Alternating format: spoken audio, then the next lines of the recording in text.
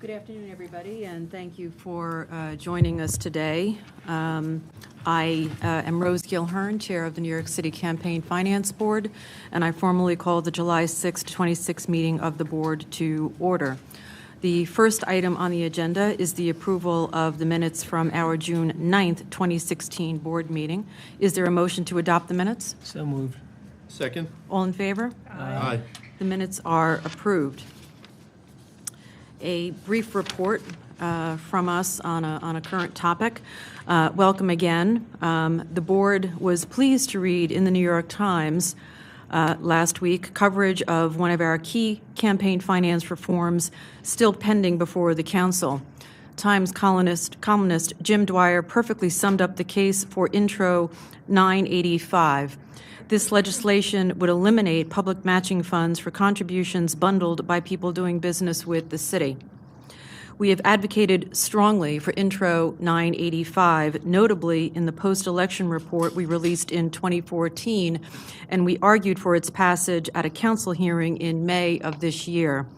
New York City's law has some of the strongest and broadest restrictions on pay-to-play at any level of government.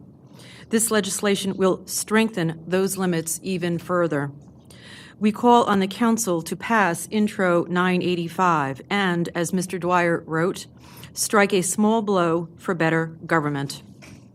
Today's meeting agenda includes the Board's plan to vote to adopt an advisory opinion and a determination regarding the campaign for One New York.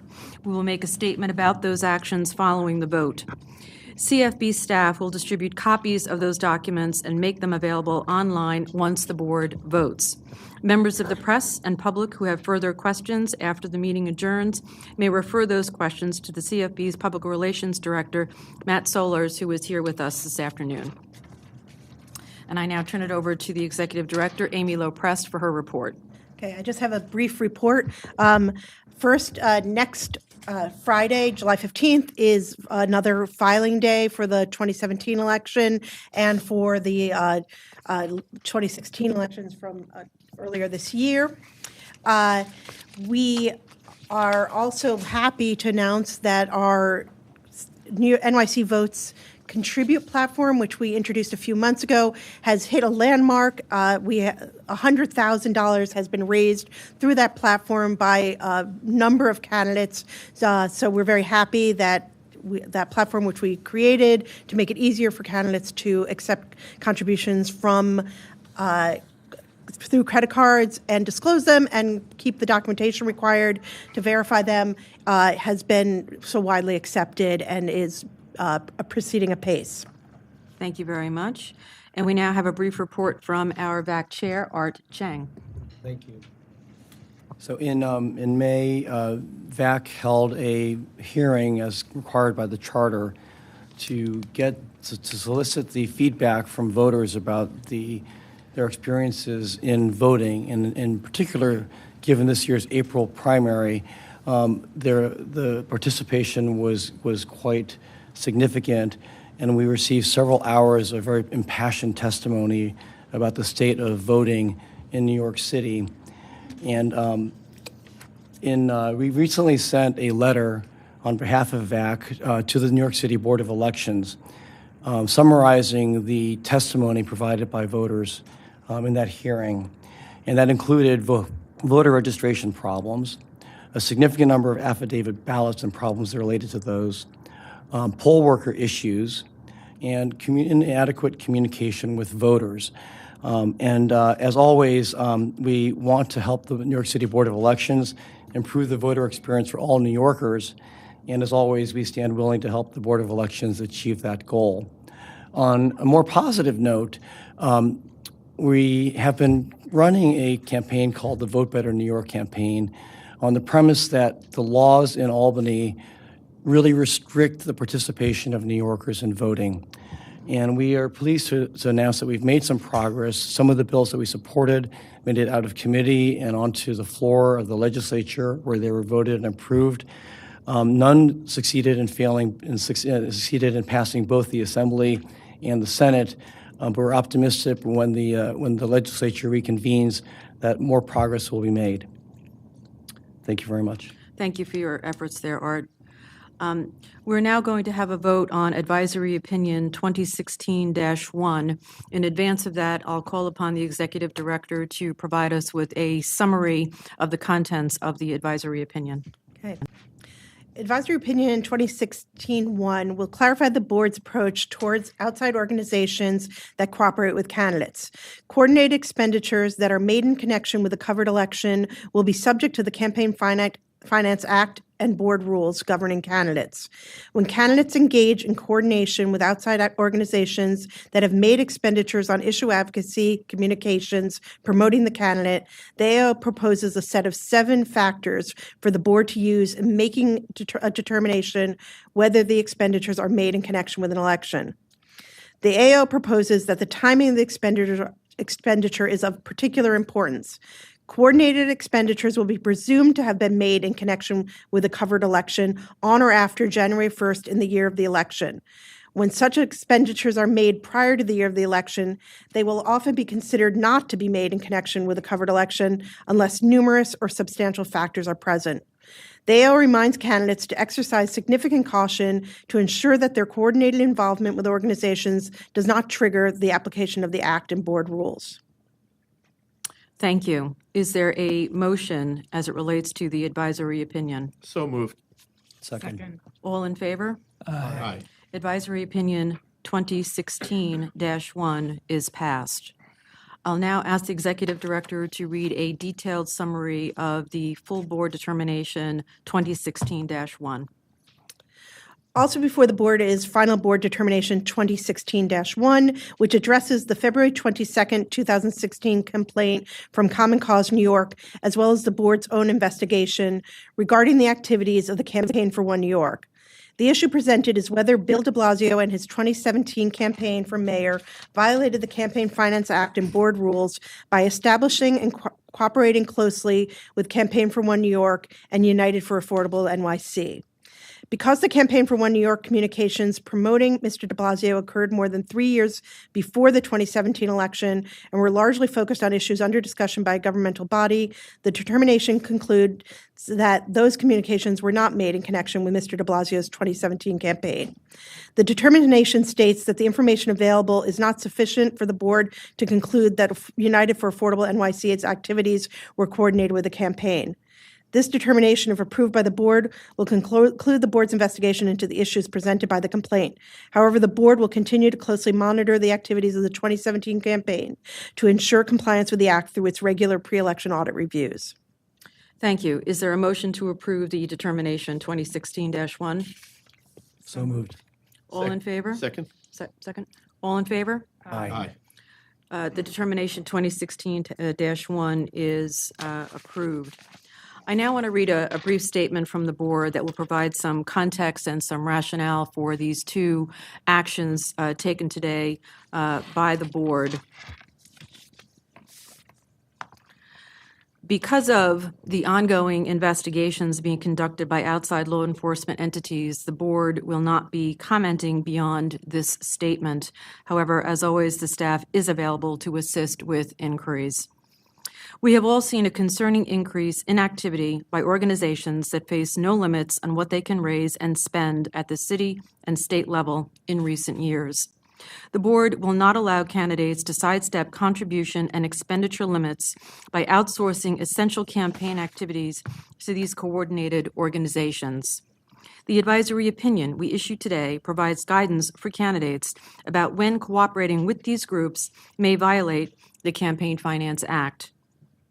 We also issued a determination resolving the complaint by Common Cause New York, as well as the board's own investigation regarding the activities of the Campaign for One New York.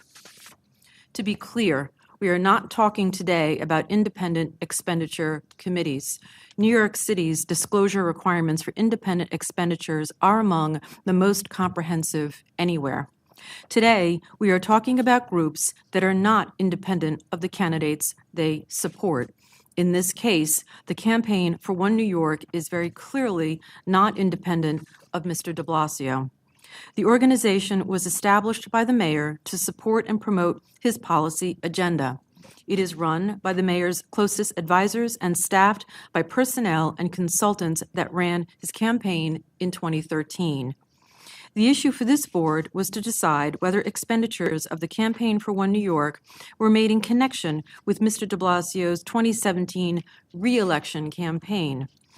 Under the name UPK NYC, Universal Pre-K NYC, the entity now known as the Campaign for One New York, paid for public communications to support the administration's effort to establish universal pre-kindergarten, a proposal that required action by the state legislature in 2014. CFB staff analysis showed that the organization did not make expenditures for public communications after the pre-K campaign concluded in mid-2014.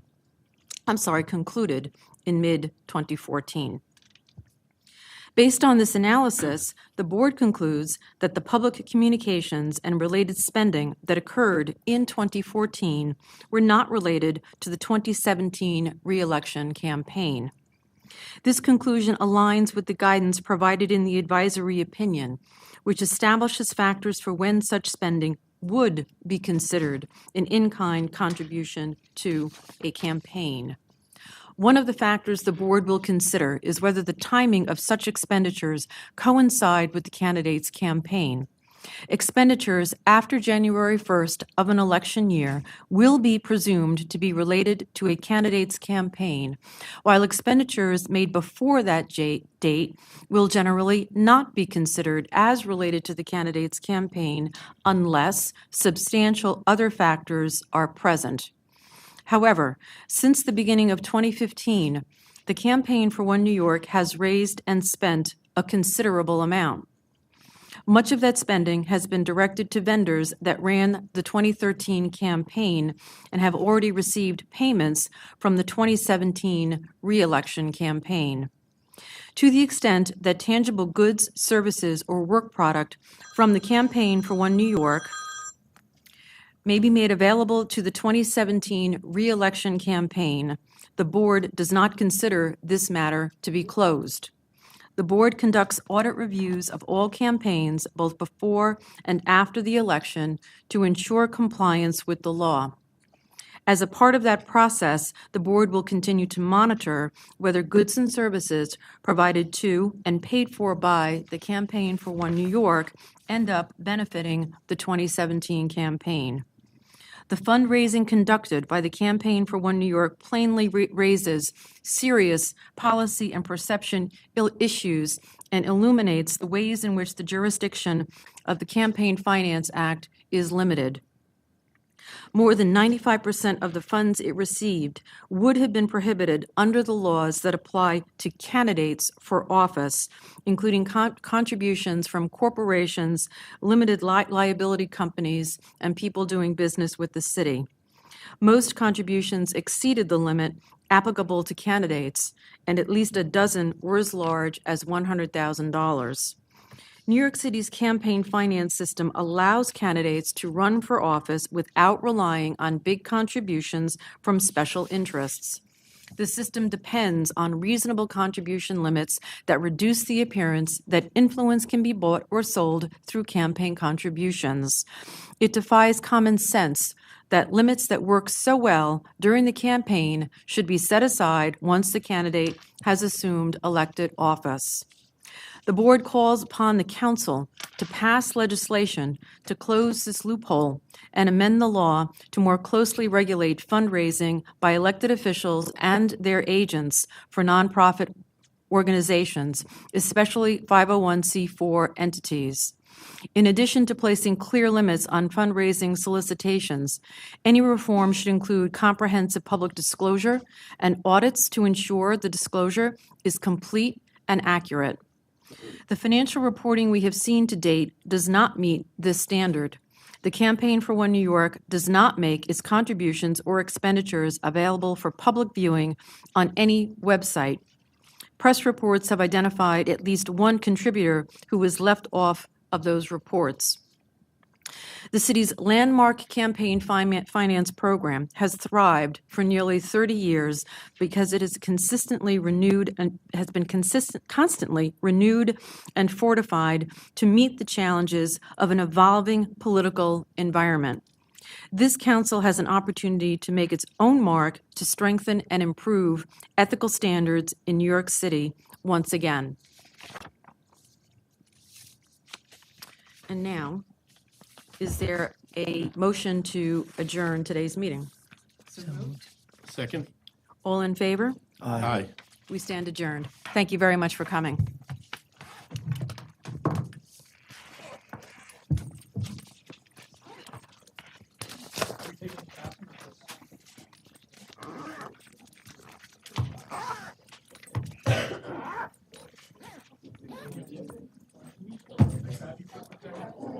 Okay.